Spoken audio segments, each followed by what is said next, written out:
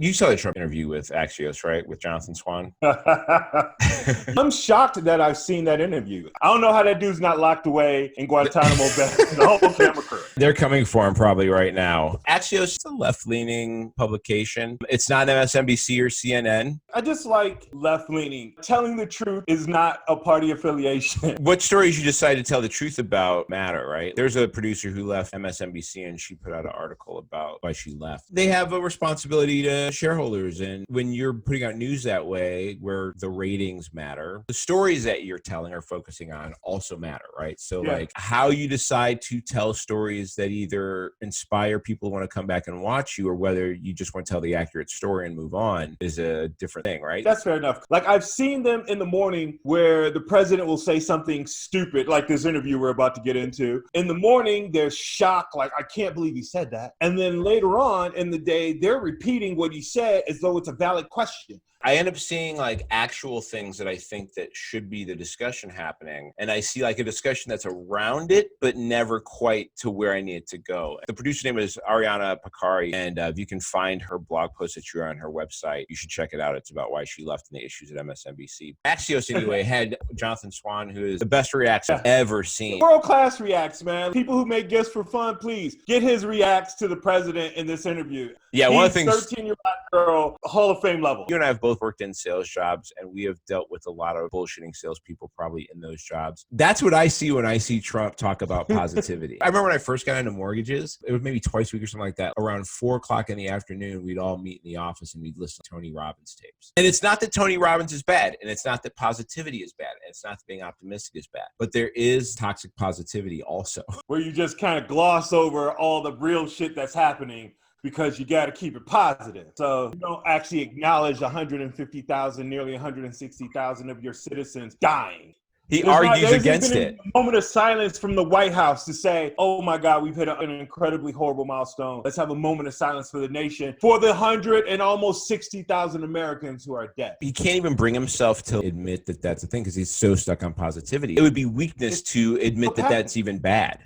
Yeah, it's sociopathic. I knew a person, she was happy all the time. People always thought it was like a little bit weird that she was always happy. Well, that woman had a tumor. She had a tumor. And thank God they found it and they removed it and she had normal emotions then.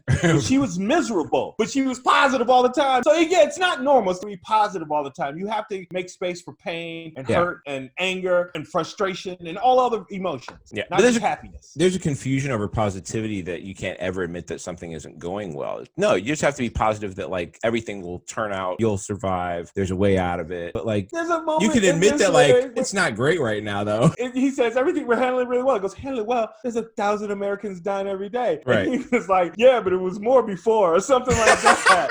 They argue about the numbers most of the interview. His comeback is one death is too many, which is the most non-feeling fucking thing ever because that means none of those deaths means anything to you. Everybody thinks one death is too fucking many, okay? Yeah. Nobody disagrees with that. However, the fact that you're not acknowledging 160 is way more than just one death is too many. It's 160,000. He does this interesting thing whenever anybody presents him with a statistic in that he immediately dismisses it as being possibly not real right off the bat. Unless it's favorable to him right away. Anytime you give him a number, he goes, well, if that's the real number. The other big thing with sales is this thing called neuro-linguistic programming. And it's part of what positivity is. And positive self-talk is an attempt to neuro-linguistically program yourself. And so as long as he keeps saying out loud to people, the numbers are okay, it's going to disappear, he believes that is what is going to happen. And he also is trying to convince people who are soft enough in the head to also believe that's what's going to happen. And none of that is reality. They were asking him about this Axios interview, and he repeated "we're the lowest" over the question like 6 or 7 times. And he just kept repeating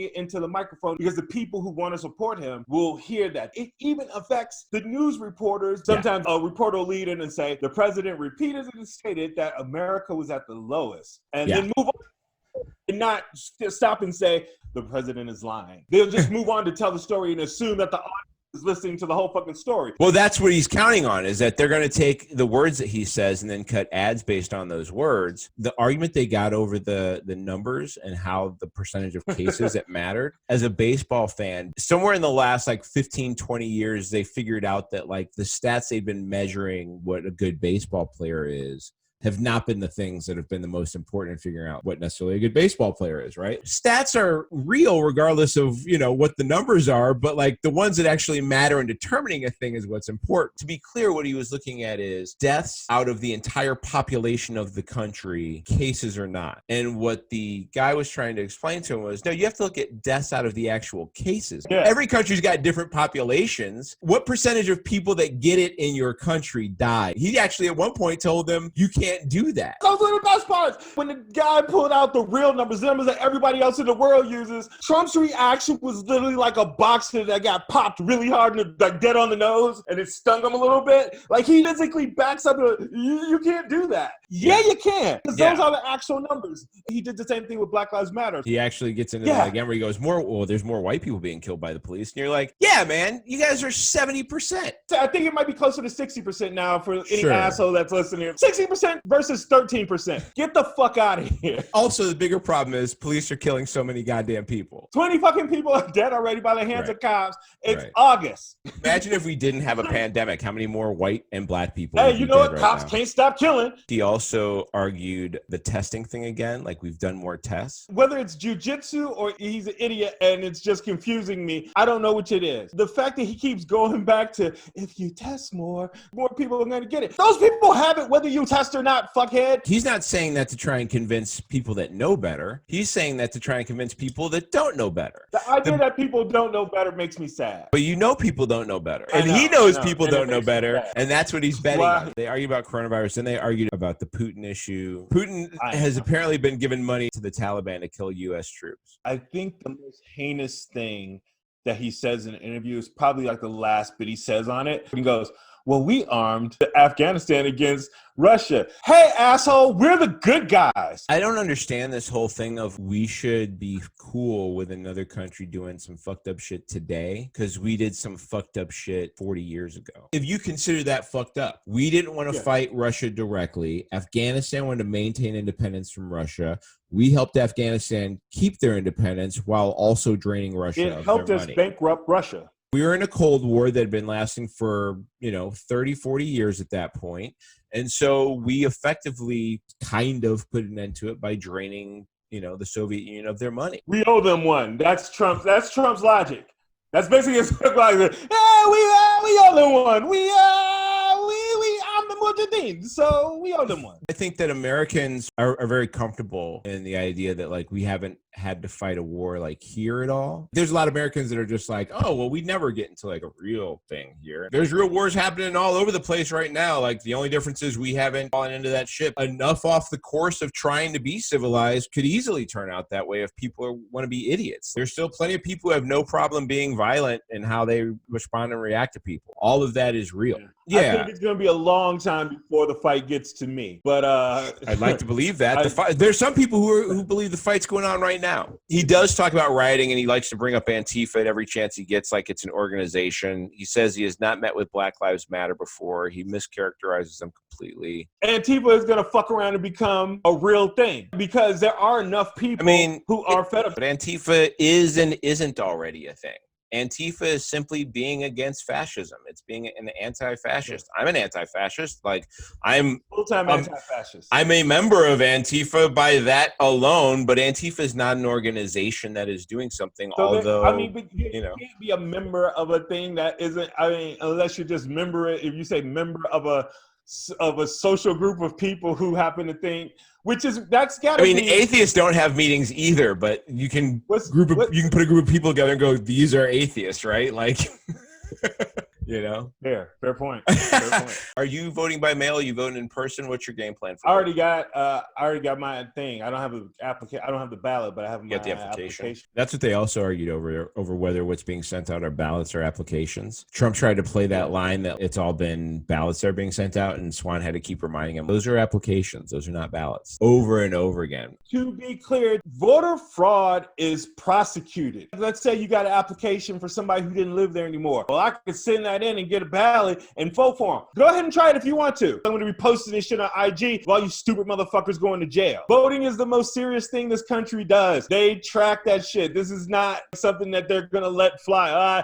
It was Floyd. He was just joshing around to prove a point to that podcast guy. Nah, man, they going to lock your punk ass up. These guys project so much of their own shit onto the world. The last major case of voter fraud that we are familiar with happened in 2018. It happened in North Carolina. And it happened with a Republican who was bundling votes, which is exactly the shit that they're complaining that Democrats are trying to do, which again goes back to this whole idea of they believe if they let the people they disagree with have certain rights, they will try and do the same thing that they're trying to do. We want a fair election where all the people that should be voting get to vote. What they have said repeatedly is if more people vote, then more Democrats will win. Here's the evidence that what they're saying about us, about the left side, is bullshit. We know they cheated in 2016 and we still honored the fucking election. We went after the people who cheated, but we didn't try to kick Trump out of office.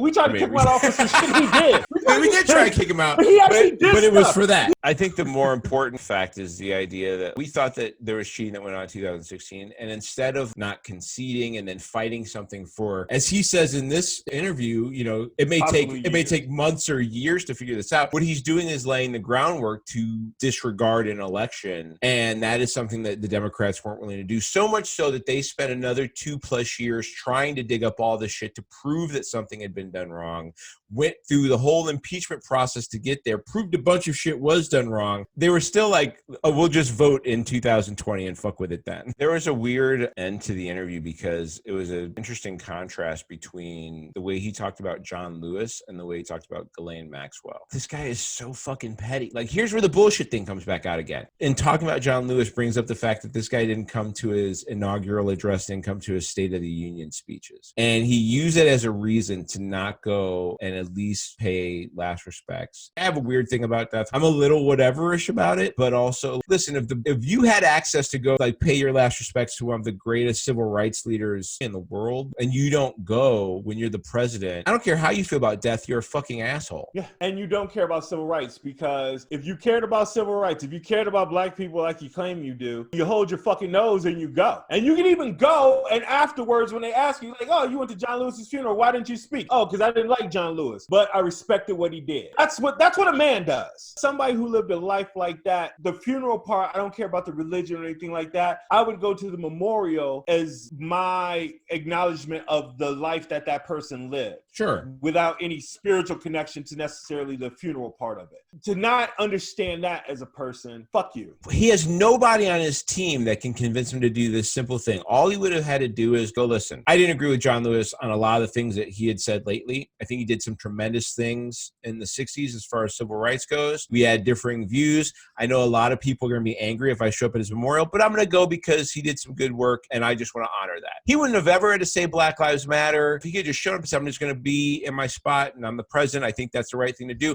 And people would have had an argument for that being worthy of a class move. It would have been a thing where I'd been like, I hate the guy, but can't shit on that. Also, and he still wouldn't even do it. He still wouldn't even do that basic Also, here's why that would have been the better chess move. If he didn't speak, if he just said, I'm just going to pay my respects, I'm not going to speak because I didn't agree with the guy, and Obama gives the speech that he gave, and then Trump doesn't say anything, Obama looks like a dick. Because it looks like, well, damn, man, dude came to give respects and you shit on him. Obama would have had to change his speech. Obama would have been smart enough to be like, wait a second, he's not speaking? I can't say all this shit. Yeah, I can't shit on him right here. I look like an asshole. I can't shit on him at this man's funeral. It would have moved the whole narrative. Bush threw a shot at him. None of those motherfuckers would have been able to throw a shot at him if he had went. Alternative to that, and being asked about Ghislaine Maxwell, the way he even worded that shit, where he's just like, well, her boyfriend died in jail, and I don't know, was it suicide? Was it murder? Like, he's casting aspersions because because he knows that there is a segment of his base that believes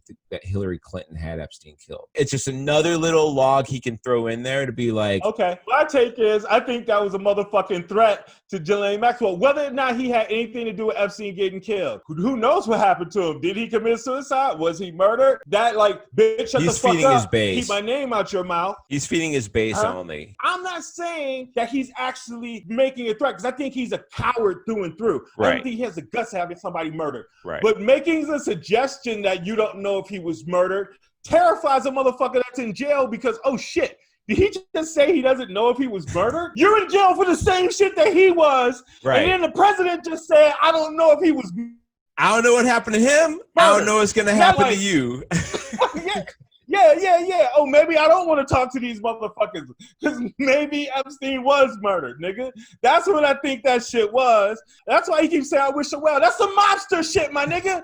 That's some mobster shit. Also, it is kind of like a, hey, I am on your side. Of all the people she's going to bring up, in her mind, she's like, as long as you shut the fuck up. Maybe this nigga going to pardon me when this is all over. There's backstories about him having ties to the mob. Yeah. How do you grow up in New York with buildings and construction and not have mob ties?